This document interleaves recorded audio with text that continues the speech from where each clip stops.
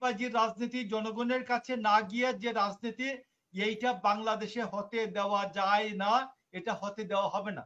এইটার জন্য জিয়াউর রহমান বলছিলেন I will make politics difficult, এবং আপনি শানে নজরুল না জেনে কোন জিনিসকে ব্যাখ্যা করতে পারবেন না। ইতিহাসে কোথাও আপনি খুঁজে পাবেন না কোন রাষ্ট্রপতি তার প্রজ্ঞাপন হওয়ার আগে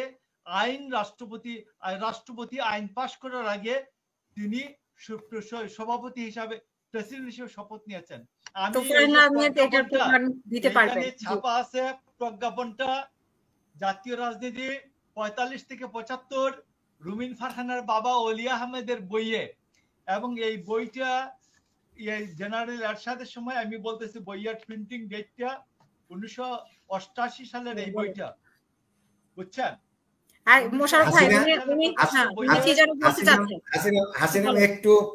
একটু আমি ইনক্লুড করি ঠাকুর সাহেবদের।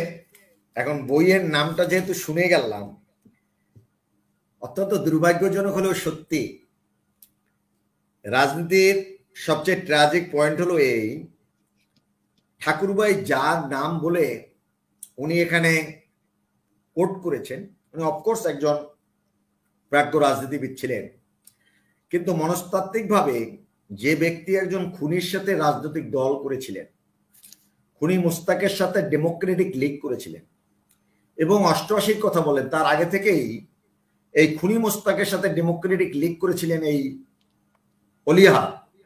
অলিয়াহাদের লেখাকে আমি অন্তত, যে মনস্তাত্ত্বিকভাবে যে খুনির সাথে দল করেছে সেও খুনি, তার বইয়ের রেফারেন্সকে আমি অন্তত কনফিডেন্সে নিলাম। প্রজ্ঞাপনটা ছাপা হয়েছে বাকশালের 115 সদস্যের যে প্রজ্ঞাপনটা পরিশিষ্টে ছাপা হয়েছে, আমি ওইখান থেকে রেফারেন্স করেছি। আচ্ছা আসুন আমরা আপনাকে অন্যান্য জায়গায় আসি। সেইটা হচ্ছে যে আমরা যে জায়গায় ছিলাম, রাজনীতির অবক্ষয়ের মাত্রাগত দিক আছে, যেটা আমি আপনাকে বলি, জিয়াউর রহমান বলছে যে একটা ভুল কথা বলা হয়, যে জিয়াউর রহমান বলছেন I will make politics difficult. I will make politics difficult হলো এই জন্য যে আগে পাকিস্তান আমলে বা ইভেন স্বাধীনতার পরেও যারা এমপি হতেন আর 4 বছর কোনোদিন এলাকায় যাইতেন না, এলাকায় নামগন্ধ ছিল না, যেতেন না কোনোদিন। এলাকায় না গিয়ে ইলেকশনের আগে আপনি দেখবেন যে আমাদের একটা কামরুদ্দিন আহমেদের একটা বই আছে, নাম হচ্ছে বাংলায় মধ্যবিত্তের আত্মবিকাশ। সেখানে শেরে বাংলায় ফজলুল হকের কথা আছে যে উনি উনার এলাকায় গিয়া কতগুলো কবর জিয়ারত করতেন, কবর জিয়ারত করে কান্নাকাটি করতেন, এবং ওই যারা মারা গেছে ওদের বাড়িতে গিয়ে বসে খাবার দাবার খেয়ে চলে আসতেন, ভোট হয়ে যেত।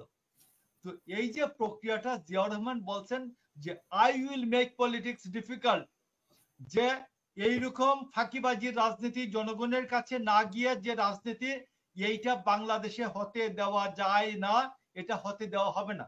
এইটার জন্য জিয়াউর রহমান বলছিলেন I will make politics difficult, এবং আপনি শানে নজরুল না জেনে কোনো জিনিসকে ব্যাখ্যা করতে পারবেন না।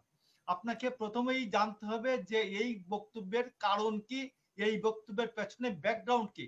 জিয়াউর রহমানের বক্তব্যের ব্যাকগ্রাউন্ড ইজ ভেরি স্ট্রং, যে I will make politics difficult, যে যারা ফাঁকিবাজি রাজনীতি করে এদের জন্য জিয়াউর রহমান পলিটিক্স ডিফিকাল্ট, সত্যি পলিটিক্স ডিফিকাল্ট করে দিয়েছিলেন। যে সবচেয়ে যখন দেখতেন মানুষ দেখতো যে প্রেসিডেন্ট তাদের সাথে মাটি কাটতে আসছে, প্রেসিডেন্ট খাল কাটতে আসছে, প্রেসিডেন্ট তা কুড়ে করে ঢুকে যাচ্ছে, তখন বাংলাদেশের মানুষ মনে করতো যে প্রেসিডেন্ট যেখানে আমাদের কাছে আসতে পারে, আমাদের এমপি সাহেবরা আসবে না কেন? এই জন্য জিয়াউর রহমান একটি যুগান্তরকারী পরিবর্তন করে দিয়েছেন, সেটার নাম হচ্ছে I will make politics difficult. আপনি আরেকটা জিনিস দেখবেন যে এখানে বলা হয়েছে যে চতুর্থ সংশোধনী বাকশাল নাকি খুব ভালো ছিল। বাকশালের সমস্ত দিক বাদ দিলেও আমি যদি বলি যে বাকশাল 1975 সালের 25শে জানুয়ারি বাকশাল আইনটা চতুর্থ সংশোধনী পাশ করা হয়। বাংলা পৃথিবীর ইতিহাসে কোথাও আপনি খুঁজে পাবেন না কোন রাষ্ট্রপতি তার প্রজ্ঞাপন হওয়ার আগে রাষ্ট্রপতি আইন পাশ করার আগে তিনি সভাপতি হিসাবে, প্রেসিডেন্ট হিসেবে শপথ নিয়েছেন। শেখ মুজিবুর রহমান ওই দিন যে মোহাম্মদুল্লাহ ছিলেন রাষ্ট্রপতি, মোহাম্মদুল্লাহর কাছে ওইদিকে উনি এটা সই করার জন্য পাঠান।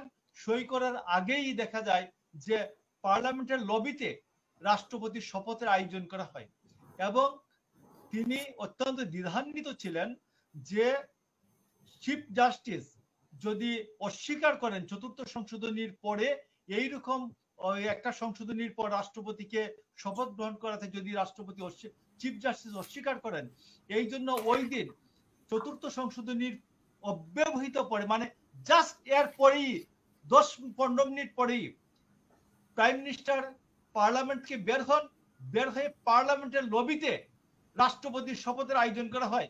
পৃথিবীর ইতিহাসে কোনোদিন কোথাও খুঁজে পাওয়া যাবে না। তুফাইল আহমেদকে জিজ্ঞেস করবেন যে পৃথিবীর ইতিহাসে কোন রাষ্ট্রপতির শপথ পার্লামেন্টের লবিতে হয়েছে কিনা। এটা পার্লামেন্টের লবি এখনো মনির তো পার্লামেন্টে যাতায়াত আছে, দেখবেন গিয়া পার্লামেন্টের লবিতে পৃথিবীর ইতিহাসে কোন রাষ্ট্রপতির শপথ হয় নাই। কিন্তু শেখ মুজিবুর রহমানের শপথ চতুর্থ সংশোধনীর পর 25শে জানুয়ারি ওই দিন যে দুপুরবেলা শপথ হয়, সেই শপথ পার্লামেন্টের লবিতে হচ্ছে। পার্লামেন্টের লবিতে কোনদিন কোন রাষ্ট্রপতি শপথ নেন নাই, পৃথিবীর ইতিহাসে নাই। আরেকটি ঘটনা হচ্ছে যে শেখ মুজিবুর রহমান 25শে জানুয়ারির পরে প্রায় 7.5 মাসের বেশি বেঁচে ছিলেন। 7.5 মাস যদি বেঁচে থাকেন, 7.5 মাসের মধ্যে রাষ্ট্রপতি শাসিত সরকার যেখানে রাষ্ট্রপতি শাসিত সরকার যেখানে প্রবর্তন করা হলো, তিনি রাষ্ট্রপতির নির্বাচনের কোনো আয়োজন করেন নাই। আপনি আগস্ট পর্যন্ত, আগস্টের 15 তারিখে যে পট পরিবর্তন বলা হয়, আমরা শেষ করব ঠাকুর ভাই, 1 তারিখ পর্যন্ত আপনি দেখবেন কোন রাষ্ট্রপতি নির্বাচনের আয়োজন করা হয় নাই, কোন ব্যবস্থা নেয় নাই নির্বাচন কমিশন যে একটা সরকার ব্যবস্থা পরিবর্তনের পর গণভোট হবে, গণভোটে বাদ দিলাম, বাট প্রেসিডেন্টের নির্বাচনের আয়োজন হলো না কেন? তাহলে তিনি কি বাংলাদেশের সম্রাট হয়েছিলেন? এই জন্য আমি আপনাকে বলছি যে আমি আপনাকে বলি মনির ভাই, আমরা পেছনের দিকে না গিয়ে সামনের দিকে তাকাবো। বাংলাদেশ এগিয়ে যাবে, আমরা সবাই এগিয়ে যাব। পেছনের ঘাটাঘাটি বাদ দেওয়াটাই আমার মনে হয় সবার জন্য ভালো।